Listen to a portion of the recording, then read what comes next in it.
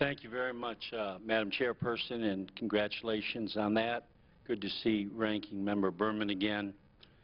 And I have to note Don Payne has spent more time working on Sudan than any other American leader, and we're all in his debt. And as Congressman Smith said, we've worked together in the past. It's good to be with you again. I think in Sudan you have to first start with the fact that there's been marginalization for about 200 years. That's resulted in discrimination economically, educationally, health, politically, injustice. And that permeates the country, and that creates instability.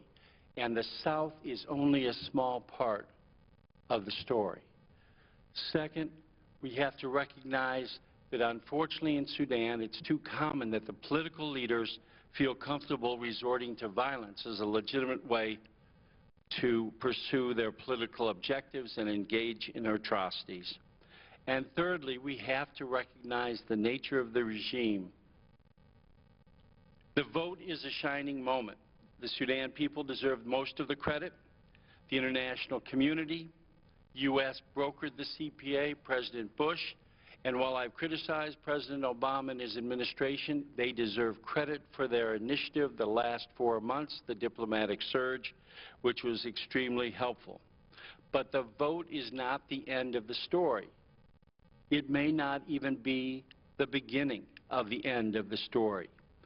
The contested border areas, ABA, oil revenue sharing, and citizenship are not just the headlines of issues. It is the fundamental dispute which over 6 years have been known. For 6 years, Khartoum has blocked progress on those issues. And for the last 6 months, 4 months notwithstanding the initiative, little substantive particularized progress has been made. Fourth, my experience is that the CPA, the regime in Khartoum, breaches commitments. Look at just the CPA. They agreed to abide by the ABA Border Commission. It made its determination. The South accepted it. The North refused. They agreed to abide by the arbitration, the Permanent Arbitration Court in The Hague, in its determination of the border. That process went forward. The South accepted it. The North refused. In the CPA, the North agreed to disarm and demobilize their militias. They did not.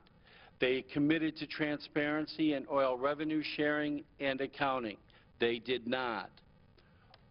It is important to recognize that incentives alone are inadequate, promises are illusory, and incentives without steel, without some threat of coercion, have proven a failure in the past, and they will let down the Sudanese people again.